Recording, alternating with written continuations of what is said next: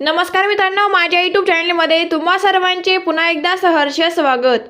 आताच्या क्षणाची सर्वात मोठी व महत्त्वाची न्यूज समोर येते। डिसेंबर पर्यंत सरकारला डिस्टर्ब करणार नाही, पण 24 नंतर जाहीरपणे सांगतो। सविस्तर जाणून घेण्या अगोदर तुम्ही जर आमच्या चॅनलला सबस्क्राइब केले नसेल तर सबस्क्राइब करा, बेल आयकॉनला प्रेस करा, जेणेकरून आमची अशीच नवनवीन व्हिडिओ व राजकीय घडामोडी सर्वप्रथम तुम्हाला या चॅनलवर बघायला मिळतील। सरकारने येत्या 24 डिसेंबर पर्यंत मराठा आरक्षणाबाबत निर्णय घ्यावा, अन्यथा आम्हाला पुढची दिशा ठरवावी लागेल। तसेच एकदा पुढची दिशा ठरवली तर मग आम्ही मागे हटणार नाहीत, असा इशारा मनोज जरांगे पाटील यांनी दिलाय।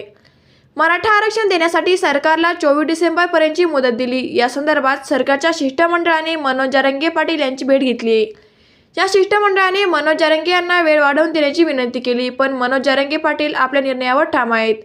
ते सरकारला वेळ वाढवून देण्यास तयार नाहीत। 24 डिसेंबर पर्यंत निर्णय घ्या, विशेष अधिवेशन बोलवून तुम्ही आमची फसवणूक करू नका, नाहीतर आम्हाला पुढच्या आंदोलनाची दिशा ठरवावी लागेल। ही दिशा एकदा ठरवली तर मी जाहीर सांगतो, मग आम्ही मागे सरकणार नाहीत, असेही ते यावेळी म्हटले।